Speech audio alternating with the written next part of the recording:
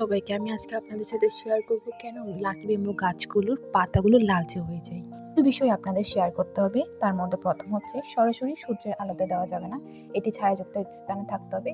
দ্বিতীয়ত হলো এই যে গাছগুলোকে নোংরা হতে দেওয়া যাবে না। পাতলা কাপড় বা এই যে টিস্যু দিয়ে গাছগুলোর পাতাগুলো সুন্দর করে পরিষ্কার করতে হবে। এছাড়াও রয়েছে সঠিক তাপমাত্রায় বজায় রাখতে হবে, যেমন 18 থেকে 30 ডিগ্রি সেলসিয়াস তাপমাত্রায় আপনাদেরকে গাছগুলো রাখতে হবে। 2 থেকে 3 মাস পর তরল সার ব্যবহার করতে হবে। আমি ব্যবহার করেছি কলার খোসার জলটি। এটি সাধারণত potassium, phosphorus, calcium, magnesium, nitrogen এবং জৈব সার হিসেবে কাজ করে। সাধারণত এই তরল সারটি গাছের শেকড় বৃদ্ধি করতে সাহায্য করে, গাছের পাতাগুলো সবুজ রাখতে সাহায্য করে, গাছের নতুন কুঁড়ি গঠনে সহায়ক হয়।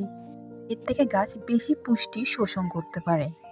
এই তরল সারটি সাধারণত গাছের পাতা হলুদ হওয়ার প্রতিরোধ করে, গাছকে সুস্থ রাখে এবং সবুজ রং বজায় রাখে। ধন্যবাদ সবাইকে।